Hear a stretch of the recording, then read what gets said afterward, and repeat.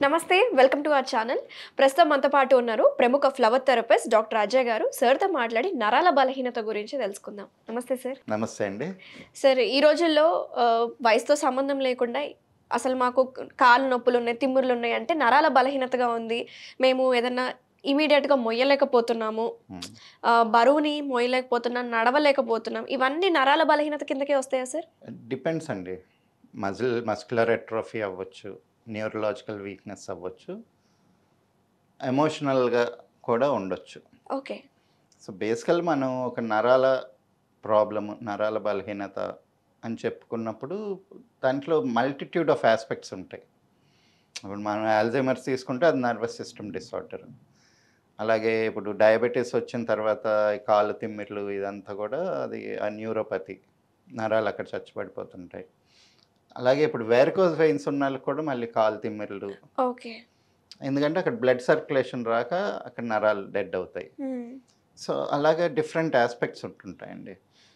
ఇప్పుడు ఏంటి, కొంతమందికి కాన్సన్ట్రేషన్, ఫోకస్ ఉండదు, ఫోకస్ తగ్గిపోతుంటుంది. కొంతమందికి చూపు మందగిస్తుంటుంది. చూపు కూడా నరాల ప్రాబ్లమే కదా. అవును. ఇప్పుడు మెజారిటీ 90% ఎవరికి సైట్ కరెక్ట్గా లేదు. సో వీళ్ళందరికీ నరాలు వీక్గా ఉన్నట్టే కదా. అవును సార్. అలాగే తీసుకుంటే ఇప్పుడు చాలామంది ఈ జిమ్కి వెళ్ళి ఎక్సర్సైజ్ చేసి బాడీ బిల్డింగ్ చేస్తున్నారు, కానీ వాళ్ళకి కూడా కోర్ స్ట్రెంత్ ఉండట్లేదు. ఓకే. ఇప్పుడు ఒక కూలీ లేకపోతే డైలీ వెయిట్ లిఫ్ట్ చేసే వాళ్ళు ఉంటారు. వాళ్ళు ఒక 150 కిలోల బస్తాన్ని ఈజీగా మోసుకెళ్ళిపోతారు. వాళ్ళు హార్డ్లీ 50-60 కిలోస్ ఉంటారు. వీళ్ళు జిమ్కి వెళ్ళిన వాళ్ళు కూడా అంతంత బరువులు మోయలేకపోతున్నారు. ఏంటంటే మన లైఫ్ స్టైల్లోని, మనం తీసుకునే ఆహారంలోని చాలా చేంజెస్ వచ్చినాయి. పూర్వంతో పోలిస్తే ఇప్పుడు చాలా చేంజెస్ వచ్చాయంట. మెయిన్గా ఏంటంటే మనం తీసుకునే ఆయిల్ ప్రోడక్ట్స్ చాలా మారిపోయింది. ఇప్పుడు నరాలంతా ఏంటి, ఫాస్ఫోలిపిడ్ టిష్యూ, అంటే ఫ్యాట్ టిష్యూవే నరాల కింద మారుతుంది. అంటే ఇప్పుడు మనం తిన్న ఆహారం ఫస్ట్ రసంగా మారి రక్తంలోకి వెళ్ళి మజిల్స్కి వెళ్ళి బోన్కి వెళ్ళి అప్పుడు మేధ అంటే మన నర్వస్ సిస్టమ్కి వెళ్తుంది. సో ఇంత ట్రాన్స్ఫర్మేషన్లోని బాగా ప్యూరిఫై అయిన ఫాస్ఫోలిపిడ్ ఫ్యాట్ ఏదైతే ఉందో అది మనకి నర్వస్ సిస్టమ్కి స్ట్రెంగ్త్ని ఇవ్వాలి. ఓకే. ఇంకొకటి ఏంటంటే నరాలు ఎప్పుడు కూడా రీజనరేషన్ ఉండదు. మజిల్స్ కానీ ఏదన్నా పాత సెల్స్ చనిపోయినాయి అనుకోండి, కొత్త సెల్స్ వచ్చి దాన్ని రిప్లేస్ చేస్తాయి, బోన్లో కానీ స్కిన్లో కానీ. కానీ మనకి నరాల్లో మాత్రం అది జరగదు. ఒక్కసారి ఎప్పుడైతే ఫార్మ్ అయిన సెల్ ఉంటుందో సైజ్ గ్రో అవుతుంది, కానీ కొత్త సెల్స్ ఎప్పటికీ రావు. అంటే నర్వ్ సెల్స్ అనేవి చనిపోతే మళ్ళీ రీజనరేట్ అవ్వదు. దాని గురించి సింపుల్ ఎగ్జాంపుల్ చెప్పుకోవాలంటే ఇప్పుడు యాక్సిడెంట్ అయిన వాళ్ళు చూడండి, 5 minutes మెమరీ పోతుంది. ఎందుకంటే అక్కడ ఇంపాక్ట్ వల్ల కొంచెం షార్ట్ టర్మ్ మెమరీ, ఆ సెల్స్ డ్యామేజ్ అవుతాయి. అక్కడ మెమరీ పోతుంది, అసలు ఎవరికి గుర్తుండదు 5 minutes. అలాగే ఇప్పుడు మీకు పెరాలసిస్ వచ్చిందనుకోండి, మళ్ళీ రికవరీకి మీకు కొత్తగా ట్రైనింగ్ ఇచ్చుకోవాలి. ఇప్పుడు ఏదైతే ఇప్పుడు మనకి బ్రెయిన్లోనే ఒక యాక్టివిటీ అయ్యి చెయ్యి ఇలాగ మూవ్ చేయాలని చెప్పి ఒక పర్టికులర్ నర్వస్ సిస్టమ్ డెవలప్ అయ్యి ఉంటుంది. పెరాలసిస్ వచ్చినప్పుడు ఆ పర్టికులర్ సెల్స్ చచ్చిపోతాయి బ్రెయిన్లో. సో మళ్ళీ పక్క నుంచి కొత్త న్యూరల్ పాత్వే ఫార్మ్ అయ్యి దానికి మళ్ళీ ట్రైనింగ్ ఇచ్చి మెల్లిమెల్లిగా ప్రాక్టీస్ చేస్తేనే అవి యాక్టివేట్ అవుతాయి, మళ్ళీ యాక్టివేట్ అవుతుంది. అంటే ఆ సెల్స్ యాక్టివేట్ అవ్వు, కొత్త న్యూరల్ పాత్వే ఫార్మ్ అవుతుంది అనమాట. సో అందుకని మన వాళ్ళు పూర్వకాలం నుంచి కూడా ఎప్పుడు బాడీలో మజిల్స్ బోన్స్ ఎలాగున్నా కానీ నర్వస్ సిస్టమ్ని మాత్రం కంపల్సరీగా కంటిన్యూస్గా దానికి పోషణ అనేది అందించేవాళ్ళు.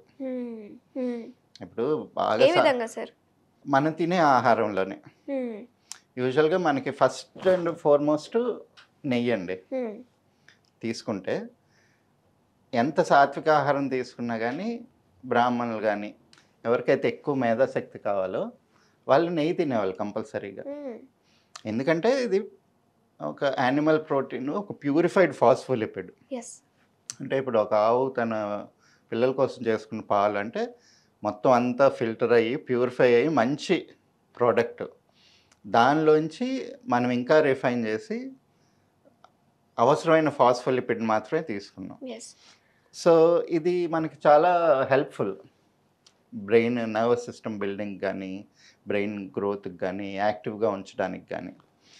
సో ఒక 50 years బ్యాక్ ఏమైంది, నెయ్యి కొలెస్ట్రాల్, నెయ్యి తింటే హార్ట్ అటాక్ వచ్చేస్తుంది, ఎక్కువ చచ్చిపోతారు అని చెప్పి నెయ్యి మొత్తం మానేశారు అసలు జనాలు తినడం. దాని బదులు ఏం తెచ్చుకున్నారు, రిఫైన్డ్ ఆయిల్ తెచ్చారు. అసలు రిఫైన్డ్ ఆయిల్ ఎక్కడి నుంచి స్టార్ట్ అయింది, వాళ్ళకి ఒక కమర్షియల్ ఆస్పెక్ట్. బ్రిటిషర్స్ ఎవరైతే కాలనైజేషన్ తర్వాత వెళ్ళిపోయిన వాళ్ళు ఉన్నారో వాళ్ళకి బోల్డ్ పామ్ ఆయిల్ తోటలు ఉండేవి. ఆ పామ్ ఆయిల్ చీప్గా వచ్చేది వాళ్ళకి. సో ఇప్పుడు పామ్ ఆయిల్ని అమ్మాలి అంటే ఎలాగా అని చెప్పి కమర్షియల్ ఆస్పెక్ట్లోని యుఎస్లోని యూరోప్లోని అందరూ యానిమల్ ఫ్యాట్ ఎక్కువ తినేవాళ్ళు, లార్డ్ అనేవాళ్ళు. దాంతోని నెయ్యితోని మీకు బటర్తోని లార్డ్తోని మీకు హార్ట్ ప్రాబ్లమ్స్ వస్తున్నాయి, క్లారిఫైడ్ కాదు ఇది, అందుకని ఈ పామ్ ఆయిల్ తింటే మీకు హార్ట్ ప్రాబ్లం రాదు అని చెప్పి ఒక ఫాల్సిఫైడ్ రీసెర్చ్ చూపించి స్టార్ట్ చేశారు. సో ఇది కూడా కొనుక్కోవాలి, కొన్ని రోజులకి ఇది ప్రొడక్షన్ పెరిగింది, అది వర్కౌట్ అయ్యింది, కానీ పామ్ ఆయిల్ కూడా కొనుక్కోవాలి కదా, దాని బదులు ఫ్రీగా దొరికే సోర్స్ ఏదని చెప్పి చూడడం మొదలుపెట్టారు. అప్పుడు వాళ్ళకి సోయాబీన్ ఆయిల్ దొరికింది. ఎందుకంటే సోయాబీన్ కేక్స్ మన ఇప్పుడు కాటన్ కేక్ లాగే యానిమల్కి వేస్తారు, కాకపోతే దానిలో ఉండే ఆయిల్ మంచిది కాదని చెప్పి ఆయిల్ ఎక్స్ట్రాక్ట్ చేసేసి ఆ ప్రోటీన్ వరకు యానిమల్స్కి ఫుడ్ కింద ఇస్తారు. సో ఆ వేస్ట్ ఆయిల్ అంతా ఫ్రీగా తీసుకొచ్చి రిఫైన్ చేసి అమ్మడం మొదలుపెట్టారు. సో చూడండి ఎంత టాక్సిక్ ప్రోడక్ట్స్ హెల్తీ ప్రోడక్ట్స్ కింద మనకి మార్కెట్ చేసి బాటిల్ చేసి అమ్ముతున్నారు. అలాగే ఇప్పుడు కాటన్ ఆయిల్, ఇంతకుముందు అంటే ఊర్లో ప్రెగ్నెన్సీ డ్రాప్ అయిపోవడానికి, అంటే పిల్లలు పుట్టకుండా ఉండడానికి, యూట్రస్ పాడవడానికి కాటన్ సీడ్ ఆయిల్ తెలియకుండా కలిపేసి ఇచ్చేవాళ్ళంట.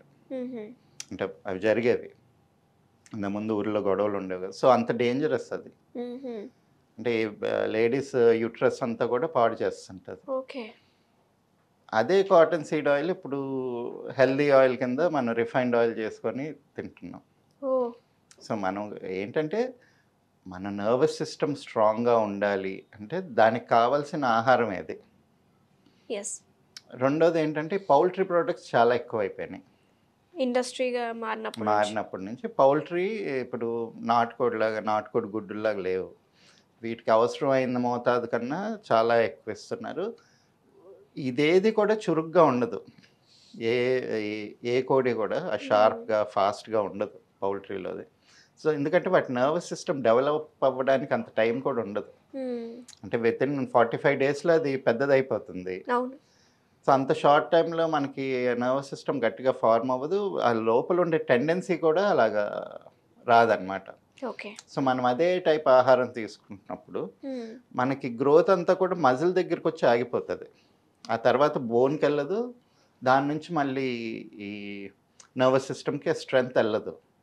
సో మాకు మజిల్ మాస్ కనిపిస్తుంది కానీ మజిల్ స్ట్రెంగ్త్ కానీ మజిల్ టోన్ కానీ బోన్ స్ట్రెంగ్త్ కానీ ఇవేవి ఉండవు అనమాట. ఫైనల్గా ఏంటంటే మన లైఫ్ స్టైల్, ఏదన్నా కానీ ప్రాక్టీస్ మేక్స్ పర్ఫెక్ట్. ఇప్పుడు రాయడం రాని వాళ్ళకి తీసుకొచ్చి చాలా మంచి ఆర్టిస్ట్ అయ్యి ఉండొచ్చు ఊర్లో, వాళ్ళతో ఇంగ్లీష్ ఆల్ఫాబెట్స్ నీట్గా రాయి, కాలిగ్రఫీ రాయి అంటే వాళ్ళు రాయలేరు. ట్రైనింగ్ ఇవ్వాలి, అలవాటు చేయాలి, అలవాటు చేసి సో బ్రెయిన్ ఎప్పుడు షార్ప్గా ఉంచుకుంటూ ఉండాలి. అలాగే మజిల్స్ని వాటిని కూడా కంటిన్యూస్ ట్రైనింగ్, కంటిన్యూస్గా దాన్ని యాక్టివిటీలో ఉంచినప్పుడు నర్వస్ ప్రాబ్లమ్స్ రాకుండా ఉంటాయండి. సో ఫుడ్ విషయానికి వద్దాం సార్, ఎందుకంటే మీరు అన్నట్టు లైఫ్ స్టైల్ మారిపోయింది, ఆహారపు అలవాట్లు మారిపోయాయి. నరాలు వీక్గా ఉన్న వాళ్ళకి అంటే చురుగ్గా పనితీరు పెంచే విధంగా ఆహారం ఏది ఎక్కువగా ప్రిఫర్ చేస్తే మంచిదంటారు? ఎక్కువ తీగ కాసే కాయగూరలు. ఇంతకుముందు గుమ్మడికాయ, బూడిద గుమ్మడికాయ, కూష్మాండం, ఉర్వారకం అని చెప్పేసి ఇది కంపల్సరీగా వంటల్లో వాడేవాళ్ళు. సో ఈ తీగ కాసే కాయగూరల నుంచి మనకి నర్వస్ సిస్టమ్ స్ట్రెంగ్త్ అయ్యే ఎక్కువ ధాతువులు వస్తాయి.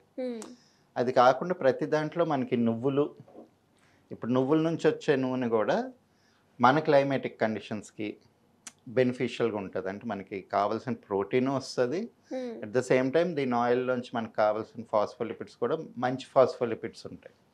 సో నర్వస్ సిస్టమ్ స్ట్రెంథనింగ్ అవ్వడానికి నువ్వులు, నెయ్యి. ఇంతకుముందు ఇవే ఎక్కువ వాడేవాళ్ళు కదా, నువ్వుల నూనె నెయ్యే వాడేవాళ్ళు ఇంట్లో ప్రతిదానికి. ఆయిల్ రిఫైన్డ్ కూడా ఆయిల్ కానీ నువ్వుల నూనె వాడేవాళ్ళు. నువ్వుల నూనె వాడేవాళ్ళు. ఆ, గర్భిణీ స్త్రీలకి లేకపోతే పిల్లలకి కూడా నువ్వులు ఉండలు మ్మ్. ఇవన్నీ తినిపించేవాళ్ళు. ఎందుకంటే దీంతో ఆ నర్వస్ సిస్టమ్ స్ట్రెంగ్తన్ అవుతుంది ఇది. అండ్ అది కాకుండా ఆహారంలోని మెయిన్గా నాన్ వెజిటేరియన్ ఎంత ఎక్కువ తినేవాళ్ళు కాదు. ఎస్పెషలీ పౌల్ట్రీ గురించి మాట్లాడుకున్నాం కదా, దాంతో నర్వస్ సిస్టమ్ చాలా వీక్ అవుతుంది. ఎస్. సో వీలున్నంత వరకు అది తగ్గించి ఎక్కువ తేగ కాయగూరలు తిని, రిఫైన్డ్ ఆయిల్ మానేసి నెయ్యి, నువ్వుల నూనె, నువ్వులుండలు, నువ్వులతో చేసిన ప్రోడక్ట్స్ తీసుకుంటే మనకి నర్వస్ సిస్టమ్ ఇది స్ట్రాంగ్గా ఉంటుందండి. Okay, thank you sir. చాలా వివరంగా చెప్పారు. నరాల బలహీనత అనేది ఎందుకు వస్తుంది, మనం ఎలాంటి ఆయిల్స్ని వాడాలి, అలాగే నువ్వులు ఇంకా నెయ్యి యొక్క ప్రాముఖ్యత ఏంటో చాలా వివరంగా చెప్పినందుకు థ్యాంక్ యూ అండి. నమస్తే.